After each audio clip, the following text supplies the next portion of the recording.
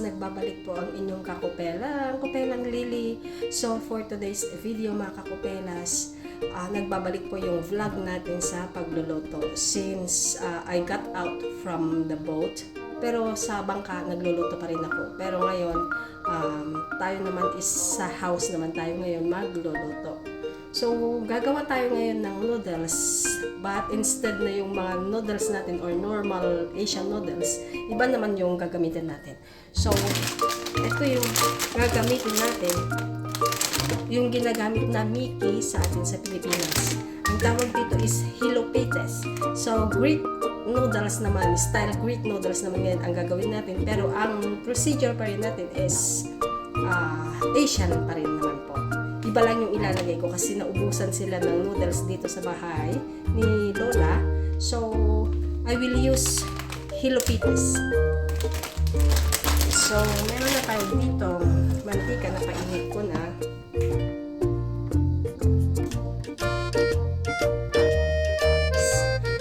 Nagbuboil na pala ako ng tubig, guys.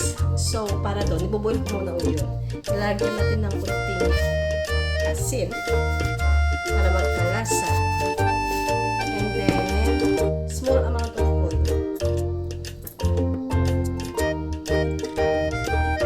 Yan. And wait to boil. So, ito yung mga ingredients na gagamitin o isasahog natin dyan sa noodles natin. So, as you can see, meron akong pinapainit na mantika at ito naman yung water na ibuboy natin para dun sa Hilopites. So, ito yung ipinapalagay ni Lola sa akin ng mga rekado niya. Meron na tayong strips of beef, meron na tayong ginahit na repolyo, meron na tayo ditong bawang, sibuyas, green pepper, red pepper, kulukiti, yung maliliit na squash or zucchini, at saka carrots. At saka pinapalagyan pa sa akin nito ng ito o yung frozen na may mga beans, may mais, may kung ano-ano dyan. Okay, so ayan. So, let's start na. So, mainit na yung mantika. Ilalagay muna natin itong meat natin bago yung luya.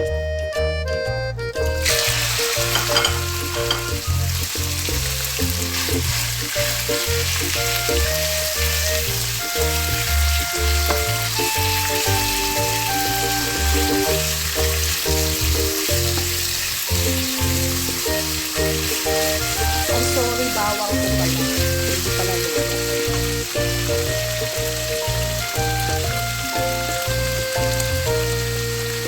Then, lagay natin yung bawang.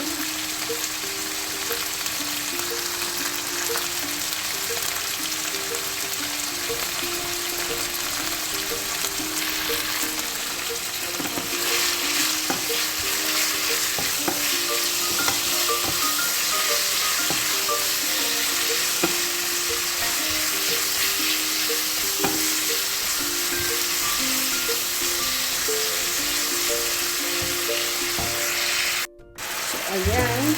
And then, ilagay natin yung sibuyas. Haluin natin siya. Parang style Asian din naman siya. Kaso, iba lang yung noodles na ilalagay.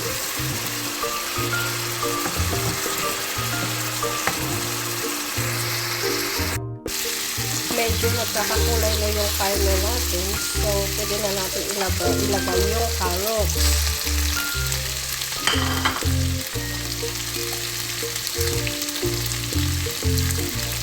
Haluin natin. Half cook lang yung pangluto natin dito sa vegetable para mas masarap. Ganyan. Ngayon, kung uli na yung carrots, pwede natin ilagay na itong ating sili at saka yung zucchini. Sabay-sabay na natin. Isabay na rin natin ito.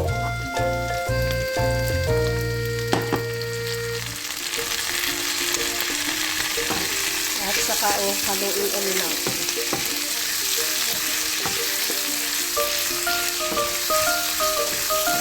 Ang ganda na ng kulay.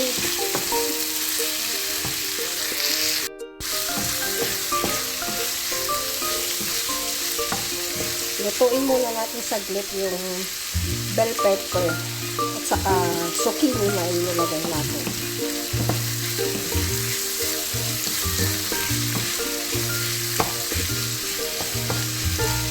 Pwede na rin itong pang-ulam mga kakupelas, ano? Lagyan na lang natin ng konting sahog mamaya.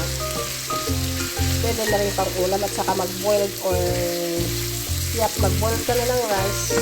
Pwede na rin.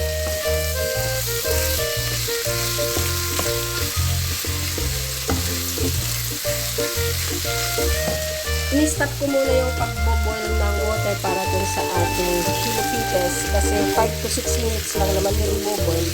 Magiging ready na.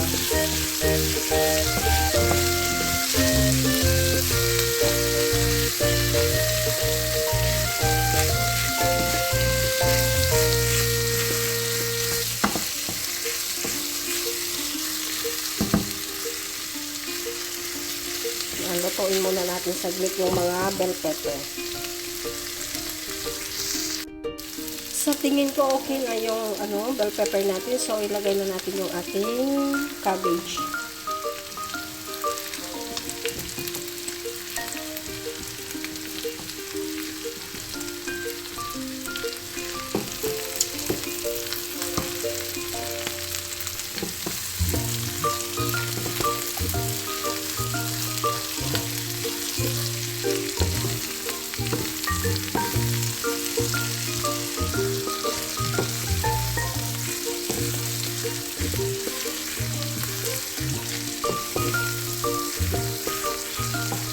Lutuin muna natin saglit yung ating cabbage.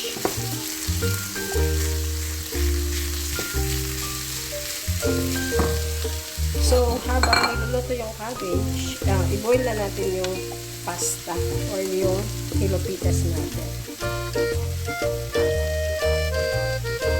Ay, ibang nabuksan ko. Boil na natin yung ating chilaquiles while waiting na maluto yung ating repolyo.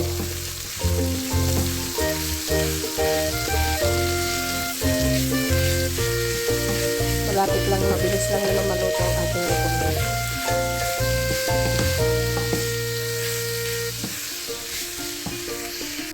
So, okay na yan. Lalagyan natin siya ng soy sauce. Ito yung soy sauce nila. By eye na lang. Hindi ko talaga to sinusukat or nile-measure. So, tignan ko lang by eye.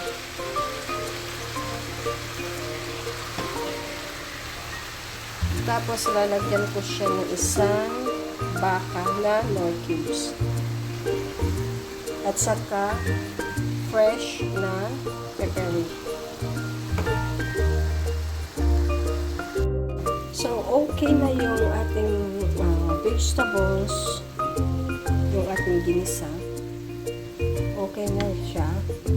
So, patayin ko muna siya sa apoy. Set aside muna natin siya, no? And, habang kumukulo yung ating chilaquiles, ilagay natin. So, nagbuboil na yung tubig natin. Ilagay na natin yung ating chilaquiles. 5 minutes lang naman yan. 5 minutes to boil. So, anong oras na bigyan nilagay? 29.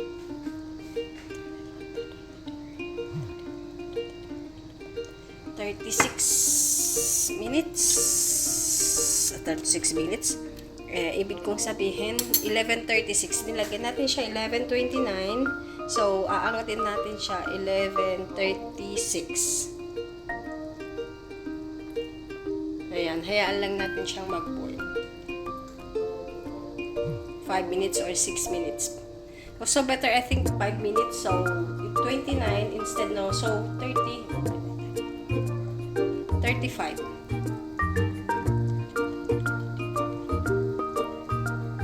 So, 35 siya, iaangatin guys. Okay, ready na siya guys. So, salain na natin.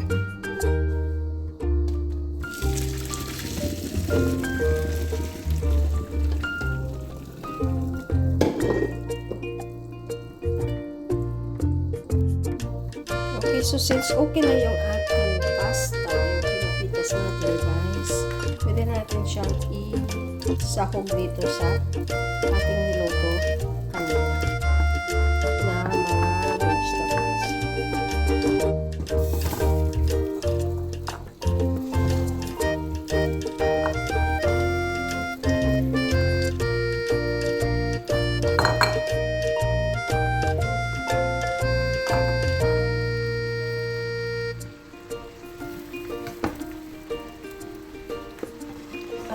I-mix na natin siya.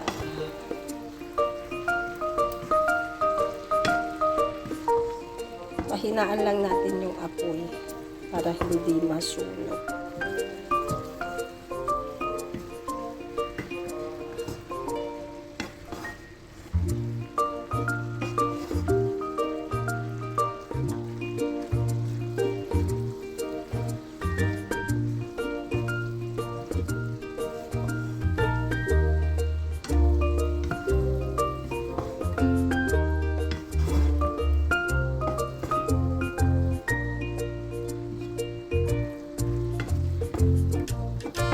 Sana magustuhan nila ang ating Greek noodles. Greek Asian noodles. Pinagsamang Greek at saka Asian. Greek ang ating noodles, pero ang style ng pagluluto is Asian.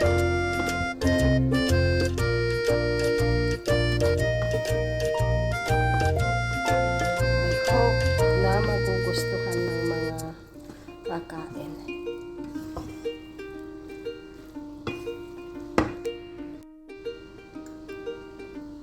Ready na ang ating noodles.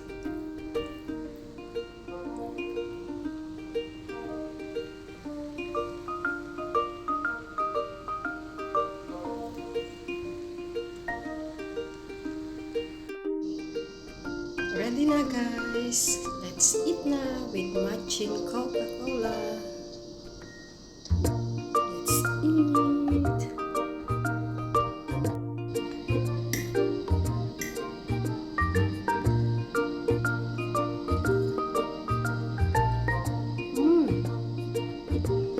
Masarap siya.